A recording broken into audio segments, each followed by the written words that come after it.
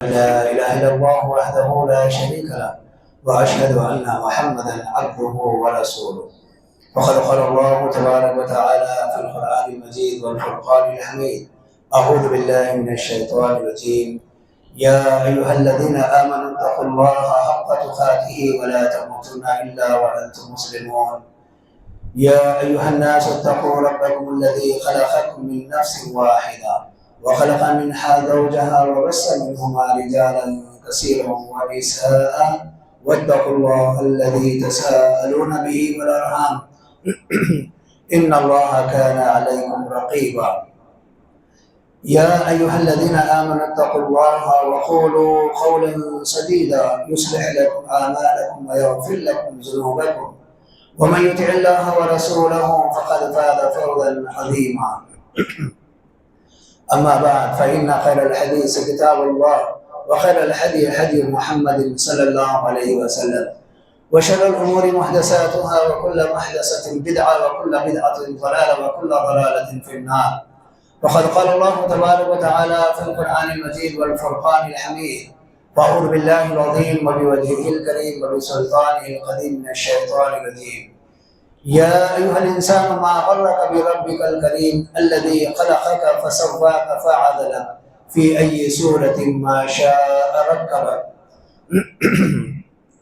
معزز و محترم حاضرین جمعہ، تمام قسم کی تعریفات، تسبیحات، تحلیلات، تحمیدات، تکبیرات اس اللہ تبارک و تعالیٰ کے لیے سزاوار ہے جو ساری کائنات کا خالق، مالک، حاکم، مدبر و مصور ہے، جس ذات کے قبضہ قدرت میں تمام کی جانیں ہیں، جس کے حکم سے ساری کائنات رواں دواں ہے، اور وہی فیصلے والے دن بہترین فیصلہ فرمانے والا ہے۔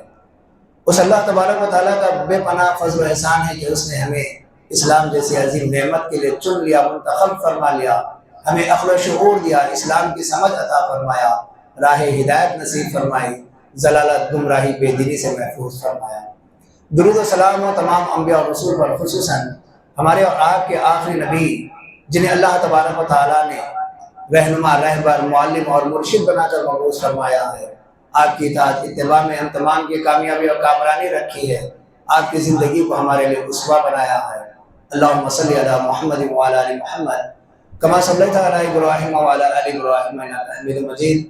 اللہم بارک علی محمد وعلی آل محمد کما بارکت علی ابراہیم وعلی آل ابراہیم انک حمید مجید۔ معزز حاضرین، یہ اللہ تبارک و تعالیٰ کا بہت بڑا فضل و احسان ہے کہ اس کے فضل اور اس کی توفیق سے ہم رمضان مبارک میں داخل ہو چکے ہیں اور آج دوسرا روزہ ہے۔ یہ سب اللہ کی توفیق ہے۔ اللہ تبارک و تعالیٰ نے ایک مرتبہ پھر ہمیں اس رمضان کے لیے منتخب فرما لیا ہے۔ ہم اور آپ جانتے ہیں کہ کئی لوگ رمضان سے پہلے اس دنیا سے رخصت ہو جاتے ہیں، کئی لوگ اس دنیا میں بیمار ہو جاتے ہیں، کئی ایسے مسائل آتے ہیں کہ وہ رمضان مبارک کے روزے نہیں رکھ سکتے۔ اللہ تعالیٰ کا یہ فضل و احسان ہے کہ اس نے ہمیں صحت مندی کی حالت میں رمضان مبارک کا مہینہ نصیب فرمایا۔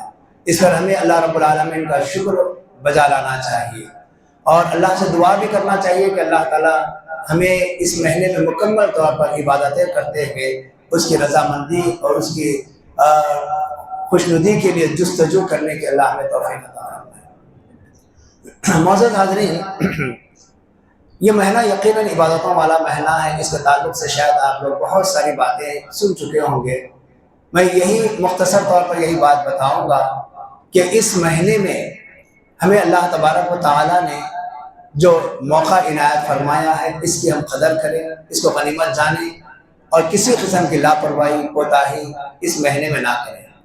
یہ مہینہ خرید و فروخت، کھانے پینے اور کھیلنے کودنے، راتوں میں جاگنے یا پھر اچھی اچھی چیزیں خریدنے میں اس مہینے کو نہ لگا دیں، بلکہ یہ مہینہ ہماری آخرت کو سدھارنے کے لیے اور اپنے دلوں کا تزکیہ کرنے کے لیے، اپنے اندر صبر کا مادہ پیدا کرنے کے لیے، اور اس سے بڑھ کر اللہ کی رضا کے لیے تقوی حاصل کرنے والا یہ مہینہ اللہ اس کو بنا دے۔ معزز حاضرین، مختصر طور پر میں آپ کو بتاؤں، گزشتہ مہینے آپ کے سامنے غفلت سے متعلق کچھ باتیں رکھی تھیں کہ انسان غفلت میں پڑنے سے کیا کیا نقصانات ہونے والے ہیں۔ انشاءاللہ اسی سلسلے کو میں آگے بڑھاؤں گا، کیونکہ یہ عظیم مہینہ پانے کے بعد اگر ہم غفلت میں رہیں گے تو پھر یہ مہینہ پا کر کوئی فائدہ نہیں ہوگا۔ یہ مہینہ عبادتوں کا مہینہ ہے، اس میں ہمیں کسی قسم کی غفلت نہیں برتنی چاہیے۔ اللہ تبارک و تعالیٰ کا ارشاد ہے، یا ایھا الانسان ما غرک بربک الکریم الذی خلقک فسواک فعدلک فی ای صورۃ ما شاء رکبک، کہ اے انسان تجھے کس چیز نے دھوکے میں ڈال رکھا ہے یا تجھے کس چیز نے غفلت میں ڈال رکھا ہے تیرے رب کریم سے۔ الذی خلقک فسواک فعدلک، وہ ذات جس نے تجھے پیدا کیا پھر ٹھیک ٹھاک کیا اور عدل کے ساتھ تیرے سارے اعضاء کو رکھا، فی ای صورت ما شاء رکبک، اور جس صورت میں چاہا اللہ تبارک و تعالیٰ نے تیرے صورت اور شکل اور تیرے اجزاء کی ترتیب کی۔ معزز حاضرین، یقیناً ایک انسان جس کا کوئی وجود نہیں تھا، اللہ تبارک و تعالیٰ نے اس کو وجود بخشا۔ کس انداز سے انسان کی پیدائش ہوئی؟ اللہ تبارک و تعالیٰ نے ایک پانی کو، ملے جلے نطفے کو خون میں تبدیل کیا، خون سے گوشت میں تبدیل کیا، اس کے اندر ہڈیاں پیدا کر دی، اس کے بعد چمڑا چڑھا دیا، پھر اس کے بعد ایک بہترین انسان کی شکل میں جو چیز انسان کے لیے جہاں مناسب تھی وہاں پر اللہ تبارک و تعالیٰ نے ان سارے چیزوں کو پیدا کر کے فرمایا لقد خلقنا الانسان فی احسن تقویم، ہم نے انسان کی تخلیق بہترین سانچے میں کی ہے۔ یقیناً یہ اللہ تبارک و تعالیٰ کی تعریف ہے، یہ اللہ رب العالمین کا فضل ہے کہ اس نے انسان کو مختلف صورتوں میں، مختلف رنگوں میں اور مختلف زبانوں کے ساتھ پیدا کیا ہے۔ علاقہ الگ الگ ہے، زبانیں الگ الگ ہے، یہ سب اللہ رب العالمین کی پیدا کردہ ہے۔ تو آئیے عزیزان محترم، اللہ تبارک و تعالیٰ ساری انسانیت سے خطاب کرتے ہوئے فرماتا ہے، یا ایھا الانسان ان وعد اللہ حق فلا تغرنکم الحیاۃ الدنیا ولا یغرنکم باللہ الغرور۔ اے لوگو، ساری انسانیت سے خطاب ہے کہ اے لوگو، بے شک اللہ رب العالمین کا وعدہ بالکل حق ہے، تمہیں دنیاوی زیب و زینت یا دنیاوی زندگی غفلت میں نہ ڈال دے، اور دھوکے باز غفلت میں ڈالنے والا شیطان بھی تمہیں غفلت میں نہ ڈال دے۔ اس آیت میں اللہ تبارک و تعالیٰ نے ساری انسانیت سے خطاب کیا ہے کہ ساری انسانیت کو بتا رہا ہے ان وعد اللہ حق، اللہ کا وعدہ حق ہے۔ اللہ تبارک و تعالیٰ اس دنیا کے بعد، تمہاری اس موت کے بعد قیامت کو قائم کرے گا، میدان محشر میں تمہیں جمع کرے گا، تم سے سوال و جواب ہوگا، تم سے پوچھا جائے گا۔ یہ اللہ رب العالمین کا وعدہ بالکل حق ہے۔ یہ جان لو تمہاری یہ دنیاوی زندگی عارضی زندگی ہے، یہ تمہاری زندگی وقتیہ زندگی ہے، یہاں سب کچھ تمہیں حاصل ہونے والا نہیں ہے، یہ تمہارے لیے دارالعمل بنایا گیا ہے، وہ دارالجزا ہے، یہاں جو محنت کرو گے وہاں پر تم اس کا بدلہ پاؤ گے۔ کہیں ایسا نہ ہو کہ تم دنیاوی زندگی کی زیب و زینت میں پڑ جاؤ، یہاں کی رنگینیوں میں مبتلا ہو جاؤ، یہاں کے عیش و عشرت میں مبتلا ہو کر اس دنیاوی زندگی کو بھول جاؤ۔ کبھی تمہیں دنیاوی زندگی میں پڑھ کر یہ چیز نہیں کرنا چاہیے۔ اور یہ شیطان جو ہمارا ازلی دشمن ہے، جس کو رب العالمین نے کہا انہ لکم عدو مبین، بے شک یہ شیطان تمہارا کھلا کھلا دشمن ہے، کہیں یہ شیطان تمہیں دھوکے میں نہ ڈال دے، آخرت سے تمہیں غفلت میں نہ ڈال دے۔ اگر ہم تھوڑا سا غور کر کے دیکھیں، یقیناً یہ دنیاوی زندگی نے ہمیں اللہ تبارک و تعالیٰ کے وعدوں سے غفلت میں ڈال رکھا ہے، ہماری آنکھوں پہ، ہماری عقلوں پر پردہ پڑ چکا ہے۔ اس دنیا میں ہم آخرت کی تیاری کرنے کے بجائے اس دنیا کے حصول کے لیے نئی نئی چیزیں، نئی نئی حرکتیں کرتے آ رہے ہیں۔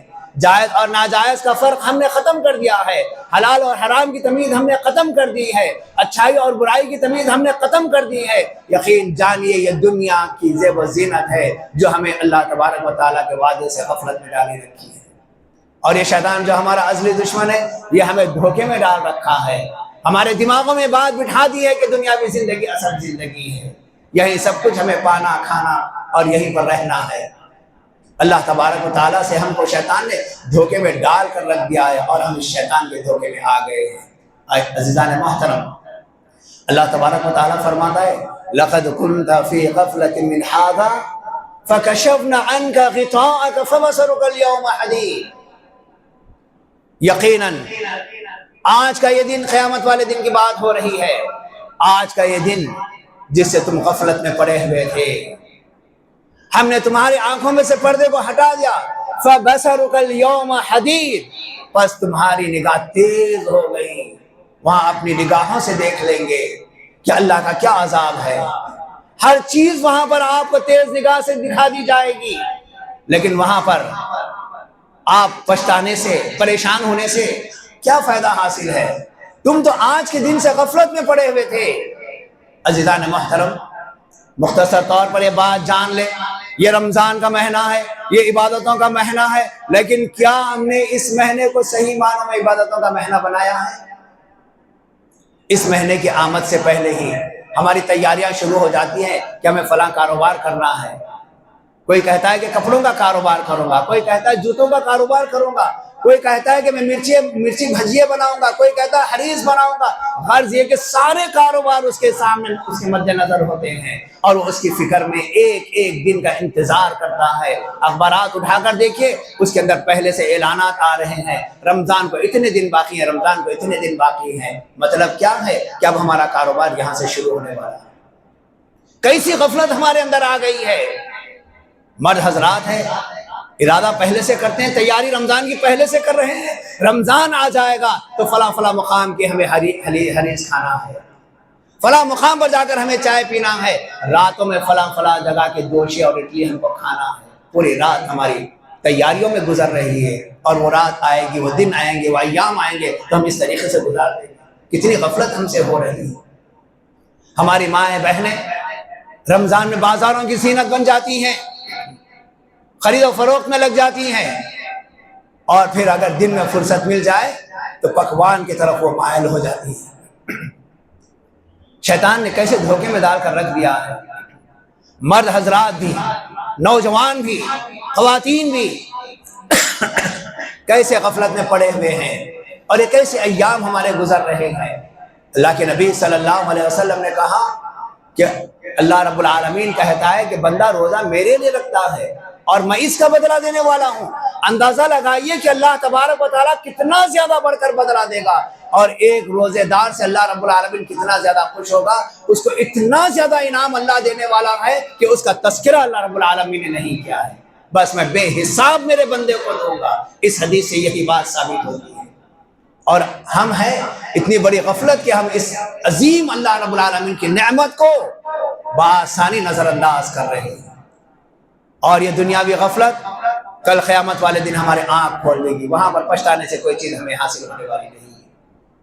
آئیے عزیزان محترم، یہ غفلت، یہ سستی، یہ کاہلی اس ماہ مبارکہ میں بھی ہماری رہے گی، اور یہ مہینہ آئے گا، چلے جائے گا۔ اہل ایمان، متقی، پرہیزگار لوگ ہی اس مہینے سے فائدہ اٹھائیں گے، اس مہینے کی عبادتوں میں لگے رہیں گے۔ اور اس کے علاوہ جو لوگ اس مہینے کو دیگر مقاصد کے لیے، دیکھیے شریعت نے آپ کو اس مہینے میں کاروبار کرنے سے، اچھا کھانے، اچھا پہننے، خرید و فروخت کرنے سے منع نہیں کیا ہے۔ شریعت یہ بتانا چاہتی ہے کہ تم ان چیزوں کے پیچھے پڑ کر رب سے غافل مت ہو جاؤ۔ شریعت یہ بتانا چاہتی ہے کہ ان چیزوں کے ساتھ ساتھ تم اپنے رب کو یاد رکھو، رب کی تعلیمات کو اپناؤ۔ شریعت یہ کہنا چاہتی ہے، شریعت کھانے پینے سے منع نہیں کرتی، شریعت اچھا پہننے سے منع نہیں کرتی، شریعت کاروبار کرنے سے منع نہیں کرتی۔ شریعت منع کرتی ہے کہ رب کو بھول جانے سے، غفلت میں پڑ جانے سے شریعت منع کرتی ہے۔ اللہ تبارک و تعالیٰ نے قرآن مجید میں ارشاد فرمایا، وَلَقَدْ ذَرَعْنَا لِجَهَنَّمَ كَثِيرًا مِنَ الْجِنِّ وَالْإِنسِ، ہم نے جہنم کے لیے بہت سارے جنوں اور انسانوں کو پیدا کیا ہے، بہت سارے جنوں اور انسانوں کو ہم نے جہنم کے لیے پیدا کیا ہے۔ اللہ رب العالمین نے کہا وَلَهُمْ قُلُوبٌ لَا يَفْقَهُونَ بِهَا، ان کے دل ہے وہ غور و فکر نہیں کرتے۔ وَلَهُمْ أَعْيُنٌ لَا يُبْصِرُونَ بِهَا، ان کی آنکھ ہے وہ بصارت کی آنکھ سے نہیں دیکھتے۔ وَلَهُمْ آذَانٌ لَا يَسْمَعُونَ بِهَا، ان کے کان ہے وہ حق کی بات سننے کے لیے تیار نہیں ہوتے۔ اللہ تبارک و تعالیٰ نے کہا اولئک کالانعام۔ عزیزان محترم، اگر دنیا میں کسی کو کہہ دے غصے سے جانور ہے، کتنا برا لگتا۔ کوئی اگر انسان کو کہہ دے جانور ہے، بہت برا لگتا، یا یہ کہہ دے تیرے اندر جانور کی صفت ہے، بہت زیادہ برا لگتا کہ مجھے تشبیہ ایک جانور سے دی گئی ہے۔ ایسے لوگ جو غفلت میں پڑے ہوئے ہیں، اللہ تبارک و تعالیٰ نے ان لوگوں کے تعلق سے کیا کہا کہ ان کو دل دیے گئے غور و فکر نہیں کرتے، آنکھ دی گئی بصارت سے نہیں دیکھتے، کان دیے گئے حق بات سننے کے لیے تیار نہیں ہے۔ اولئک کالانعام، یہ سب کے سب جانور ہیں، جانوروں کی طرح ہیں۔ کالانعام، جانوروں کے مانند یہ لوگ ہیں۔ بل ہم اضل، بلکہ ان جانوروں سے بھی زیادہ گئے گزرے ہیں۔ ایک جانور کو تھوڑا سا آپ سکھائے سدھائے تو وہ آپ کی بات کو سمجھنے کی تھوڑی بہت کوشش کرتا ہے، وہ آپ کے اشاروں پر کیا کام کرنا کیا کام نہیں کرنا وہ جاننے والا بن جاتا ہے۔ جبکہ اللہ تبارک و تعالیٰ نے انہیں قوت گویائی نہیں دی ہے، انہیں عقل و شعور نہیں ہے۔ کافروں کی مثال اللہ رب العالمین نے دے کر کہا کہ یہ چوپائیوں کی طرح جانوروں کے مانند ہیں، جو چرواہے کی بات کو سنتے ہیں، اس کے بعد یہ لوگ عقل رکھنے والے نہیں ہیں، جاننے والے نہیں ہیں۔ اللہ تعالیٰ تو کافروں کی مثال دیا ہے۔ اہل ایمان، ایمان کی دولت ملنے کے بعد اگر یہ حرکتیں کرنے لگ جائیں، اللہ رب العالمین نے کہا وَأُولَٰئِكَ هُمُ الْغَافِلُونَ، یہی لوگ اصل غفلت میں پڑنے والے لوگ ہیں۔ اگر ہم اپنے آپ کا جائزہ لے کے دیکھیں، میرے اور آپ کے اندر بہت سارے لوگ ایسے مل جائیں گے یا بہت سارے ہمارے اعمال ایسے ملیں گے جو ہمیں اپنے رب سے غفلت میں ڈال کر رکھا ہے۔ اور یہ غفلت انسان کو کہاں تک پہنچانے والی ہے؟ دنیاوی اعتبار سے یہ لوگ ذلیل وقار ہوں گے، ان کا کوئی مقام نہیں ہوگا، بلکہ اللہ تبارک و تعالیٰ نے کہا اولئک کالانعام، یہ جانوروں کے مانند ہیں، بل ہم اضل، بلکہ اس سے بھی گئے گزرے ہیں۔ اور قیامت والے دن اللہ رب العالمین نے کہا کہ ایسے بہت سارے جنوں اور انسانوں کو ہم جہنم میں داخل کر دیں گے۔ غلطی کیا ہوگی؟ حق بات رکھنے کے بعد غور و فکر نہیں کریں گے، سچائی پر عمل کے لیے تیار نہیں ہوں گے، حق کو دیکھیں گے نہیں، حق کو سنیں گے نہیں۔ اور اللہ رب العالمین نے کہا کہ یہی لوگ غافل لوگوں میں سے ہیں۔ پھر اس کے بعد ایک اور مقام پر اللہ رب العالمین نے کہا اولئک الذین طبع اللہ علی قلوبہم وسمعہم وابصارہم وَأُولَئِكَ هُمُ الْغَافِلُونَ، اللہ تبارک و تعالیٰ نے ان لوگوں کے دلوں پر مہر لگا دیا ہے، ان کی سماعت پر بھی مہر لگا دیا ہے، ان کی بصارت پر بھی مہر لگا دیا ہے۔ اولئک وَأُولَئِكَ هُمُ الْغَافِلُونَ، یہ سارے کے سارے لوگ غافل ہیں۔ جب آپ اللہ رب العالمین کے احکامات سے، شریعت سے غافل ہو جائیں گے، اللہ تبارک و تعالیٰ کو ایسے بندوں کی ضرورت نہیں ہے۔ ان کو کسی کی بات نہ ان کے دل میں اترنے والی ہے اور نہ کوئی چیز اچھائی دے کر یہ اس اچھائی سمجھنے والے ہیں۔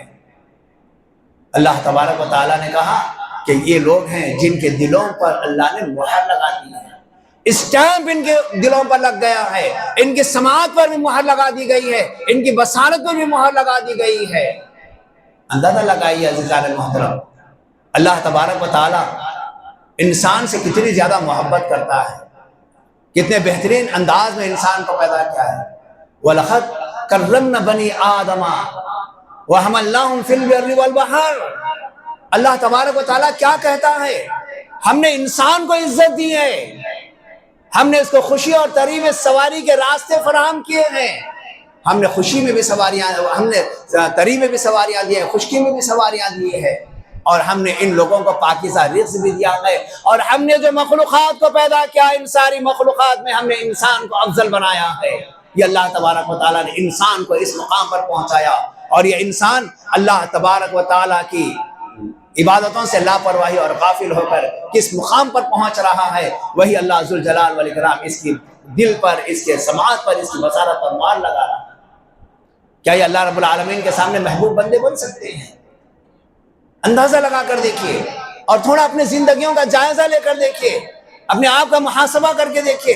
اس ماہ مبارکہ کے اندر بھی ہماری یہ غفلت ہم سے جھوٹ نہیں چھوٹتی، وعدہ خلافی نہیں چھوٹتی، امانتوں میں خیانت کرنا ہم سے نہیں چھوٹتا، وعدہ خلافی بھی ہمارے اندر ہے، جھوٹ بھی ہمارے اندر ہے، دھوکہ بازی بھی ہمارے اندر ہے، اور بدبختی کی بات یہ ہے کہ ہماری زبان سے اس ماہ مبارکہ کے اندر گالیاں بھی نکلتی ہیں، چغلی بھی ہماری زبانوں سے ہوتی ہے، غیبت بھی ہماری زبانوں سے ہوتی ہے۔ کس کی بات پر ہم عمل کر رہے ہیں؟ کس کی راہ پر ہم چل رہے ہیں؟ جس رب نے آپ کو پیدا کیا، جس رب نے آپ کو عزت دی، جس رب نے آپ کو ایمان سے سرفراز فرمایا، آپ نے اس رب کو اتنا آسانی سے نظر انداز کر دیا، اور شیطان کی باتوں میں اتنی آسانی سے آپ آ گئے کہ ہر چیز اس کی مانی جا رہی ہے، اور رفتہ رفتہ اللہ رب العالمین کی تعلیمات سے دور ہوتے جا رہے ہیں۔ آئیے عزیزان محترم، اللہ رب العالمین نے نبی کریم صلی اللہ علیہ وسلم کو حکم دیا وَاذْكُرْ رَبَّكَ فِي نَفْسِكَ تَضَرُّعًا وَخِيفَةً دون الجہر من القول بالغدو والآصال ولا تکن من الغافلین۔ اللہ کے نبی صلی اللہ علیہ وسلم سے کہا جا رہا ہے کہ اے نبی، آپ اپنے رب کا ذکر کیجئے اپنے نفس کے اندر، اللہ تبارک و تعالیٰ سے ڈرتے ہوئے عاجزی کے ساتھ، اپنی آواز کو بلند بلند کر کے نہیں بلکہ اپنی آواز کو پس رکھیے، اللہ کا خوف اپنے اندر پیدا کیجئے، اپنی آواز کو دبا کر رکھیے، بلند آواز سے نہیں، اور شام اور صبح اللہ کا ذکر کرتے رہیے، وَلَا تَكُن مِّنَ الْغَافِلِينَ، اور آپ غافلین میں سے مت ہو جائیں۔ عزیزان محترم، دعا کا ایک طریقہ یہ ہے کہ جب آپ دعا کرنے لگیں تو آپ کی آواز پست ہو، آپ کے اندر اللہ کا خوف ہو، اللہ سے ڈرتے ہوئے آپ دعا کریں۔ لیکن یہ بات میں آپ کو بتاؤں، اسی ماہ مبارکہ کے آنے کے بعد یہ بھی شیطان کا ایک دھوکہ ہے۔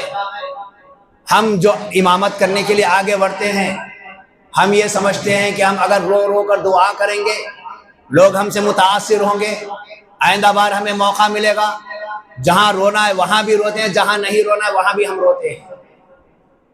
کیا یہی بات کی تعلیم دی؟ جس نبی کو اللہ رب العالمین نے کہا کہ آپ آہستگی کے ساتھ اللہ کے ڈر اور خوف کے ساتھ اللہ کو پکاریے، اور اس کے بالکل بالمقابل ہماری آوازیں بلند بلند ہوتی ہیں، رو رو کر ہم دعائیں کرتے ہیں، چیخ چیخ کر ہم دعائیں کرتے ہیں۔ ہماری خواہش اور تمنا یہ ہوتی ہے کہ سارا مجموعہ ہمارے ساتھ رونے لگ جائے، اور پتہ بھی نہیں چلتا کہ کون سی آیت چل رہی ہے۔ کہاں صحابہ اکرام بھی رویا کرتے تھے، نبی کریم صلی اللہ علیہ وسلم بھی رویا کرتے تھے۔ آپ نبی کریم صلی اللہ علیہ وسلم کے رونے کا انداز دیکھ لیا حدیث کے اندر، آپ تنہائی کے اندر ہوتے، نماز تہجد پڑھتے، اس قدر آپ کو رونا آتا کہ آپ اپنے رونے کو روکنے کی کوشش کرتے، ہانڈی میں جیسے سالن پکتا ہے، جیسی آواز کھٹکھٹانے کی آتی ہے ویسے آپ کے حلق اور سینے سے آواز آیا کرتی تھی۔ یہ منظر عائشہ صدیقہ رضی اللہ تعالیٰ عنہ جو آپ کی بیوی ہیں، آپ کے حجرے میں رہتی ہیں، وہ بیان کرتی ہیں، مجموعے میں یہ بات نہیں آئی۔ عائشہ صدیقہ رضی اللہ تعالیٰ عنہ بتانے سے پتہ چلا۔ آج ہم سارے لوگوں میں بتانا چاہتے ہیں، ایک تو ہم دعاؤں کو لمبی لمبی کر دیتے ہیں، اور اس کے بعد چیخ چیخ کر دعا کرتے ہیں، رو رو کر دعا کرتے ہیں۔ بعض مساجد کے اندر ایسی دعا کرنے والوں کے پیچھے نماز پڑھنے کے لیے ایک بڑا جم غفیر جمع ہو جاتا ہے، دور دراز سے لوگ آتے ہیں کہ وہاں پر بہت اچھی دعا ہوتی ہے۔ میں آپ تمام سے یہی گزارش کروں گا، کہیں ایسا نہ ہو شیطان ہمیں بھی دھوکے میں ڈال دے اور ہم ان چیزوں کے پیچھے پڑ جائیں۔ شریعت کو دیکھیں، شریعت کو دیکھیں، شریعت کیا کہہ رہی ہے۔ اگر ایسا ہی رونا ہے اللہ کی بارگاہ میں چلے جائیے، تنہائی میں جائیے، آپ کا یہ رونا انشاءاللہ آپ کے لیے قیامت والے دن بہت بہترین ثابت ہوگا۔ اللہ تعالیٰ آپ کے اس رونے سے ہو سکتا ہے آپ کی مغفرت فرما دے۔ اگر اللہ کے خوف سے کوئی بندہ اللہ کے نبی صلی اللہ علیہ وسلم کے فرمان کے مطابق اللہ کے خوف سے ایک چھوٹا سا آنسو بھی بہا دیتا ہے، یا دعا کے دوران رونا نہیں آئے کم سے کم رونے کی صورت بنا لیتا ہے، تو اللہ تبارک و تعالیٰ اس بندے کی مغفرت فرما دیتا ہے۔ اور ایک حدیث میں ہے کہ جب بندہ اللہ کے خوف سے روتا ہے، دکھاوے کے لیے، بناوٹ کے لیے نہیں، اس کے ایک آنسو کا قطرہ زمین پر گرنے سے پہلے اللہ اس بندے کی مغفرت فرما دیتا ہے۔ کوشش یہ کیجئے کہ اجتماعی طور پر ہم جمع ہو جائیں اور دعا کر کے چلے جائیں، ایسا نہیں ہے۔ یہ موقع جو ہم کو ملا ہے، رمضان کا جو موقع ملا ہے، یہ اللہ رب العالمین اس موقع پر لوگوں کی مغفرت فرماتا ہے، لوگوں کی مغفرت فرماتا ہے۔ تنہائی میں جا کر اللہ کے سامنے روئیے، یہ حق ہے ہمارا، ہم اللہ کے سامنے روئے، اللہ کے سامنے عاجزی کریں، اللہ کے سامنے گڑ گڑائیں۔ ہو سکتا اللہ رب العالمین ہماری مغفرت فرما دے۔ آئندہ رمضان ہم کو نصیب ہو یا نہ ہو، ہماری آج کی عبادت اگر اللہ تعالیٰ قبول کر لے، کل کا دن نصیب بھی نہ ہو تو ہم کامیاب لوگوں میں سے شمار ہوں گے۔ تو آئیے عزیزان محترم، پھر اس کے بعد وقت بھی ختم ہو رہا ہے، ایک آخری آیت آپ کے سامنے بیان کر کے میں ختم کروں گا۔ دنیا تو ایسے ہی گزر جائیں گی، ایک بات ذہن میں رکھیں، آج ہم بہت ساری برائیوں میں ہیں، ظاہری برائیوں میں بھی ہے اور باطنی برائیوں میں بھی ہے۔ کچھ چیزیں، کچھ برائیاں ظاہر میں کر رہے ہیں، کچھ برائیاں چھپا کر ہم کرتے ہیں، لیکن بہت ساری برائیاں ہم سے ہو رہی ہیں۔ یہ بات ذہن میں رکھیں۔ اللہ تبارک و تعالیٰ نے قرآن مجید میں ارشاد فرمایا وَكُلُّ إِنسَانٍ أَلْزَمْنَاهُ طَائِرَهُ فِي عُنُقِهِ وَنُخْرِجُ يَوْمَ الْقِيَامَةِ كِتَابًا يَلْقَاهُ مَنشُورًا اقْرَأْ كِتَابَكَ كَفَىٰ بِنَفْسِكَ الْيَوْمَ عَلَيْكَ حَسِيبًا۔ اللہ تبارک و تعالیٰ نے کہا کہ ہم نے ہر انسان کے گلے میں، اس کی گردن میں اس کا نامہ اعمال لٹکا دیا ہے۔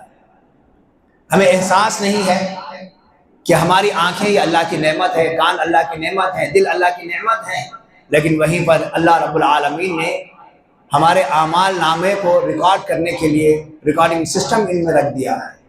آنکھ بھی ہمارے ہر چیز کو، اچھائی اور برائی کو ریکارڈ کر رہی ہیں، کان بھی ہمارے ریکارڈ کر رہے ہیں، دل بھی ہمارا ریکارڈ کر رہا ہے۔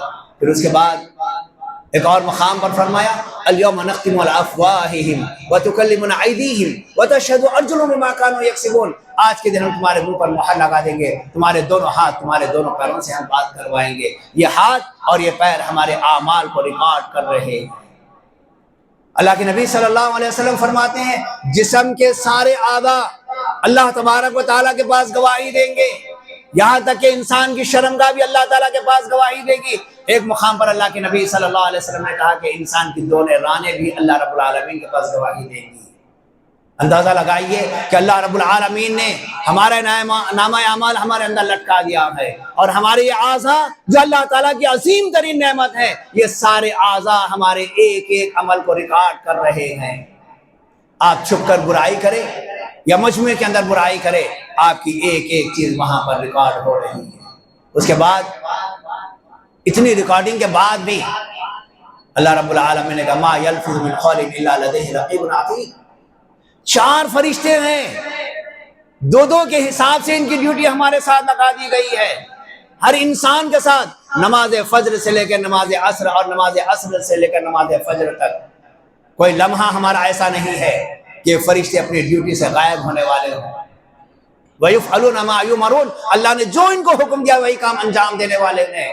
یہ 2 فرشتے جو نماز فجر اور نماز عصر میں جن کی ڈیوٹیاں تبدیل ہوتی ہیں، فجر سے لے کے عصر تک یہ ہمارا ریکارڈ لکھ رہے ہیں، اور نماز عصر سے لے کر نماز فجر تک ہمارا ریکارڈ لکھ رہے ہیں۔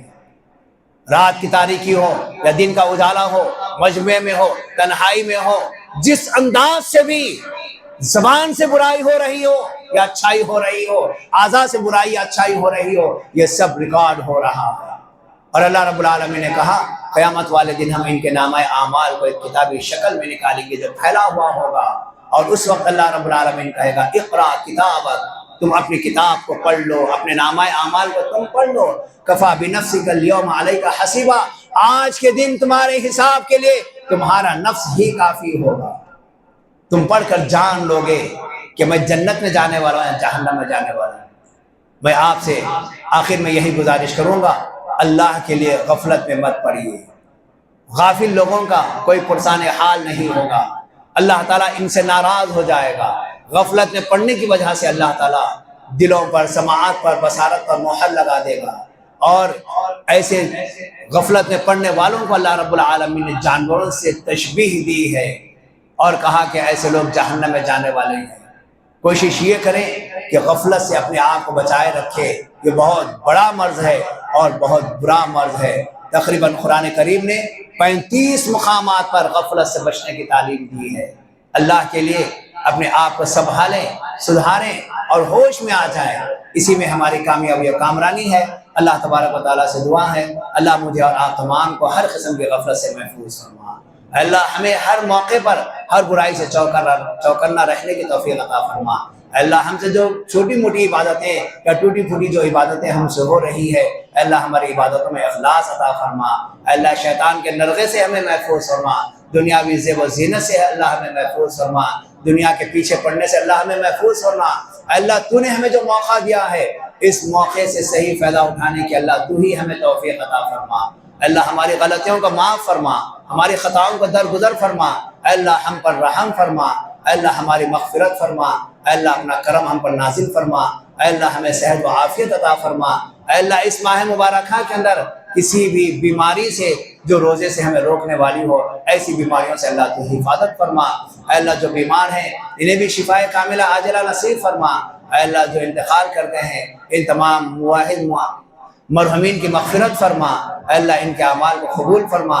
اللہ ہم جو بقید حیات ہیں ہر قسم کے مسائل سے، مشکلات سے، پریشانیوں سے، آفتوں سے اور دنیاوی تنگیوں سے اللہ ہمیں محفوظ فرما۔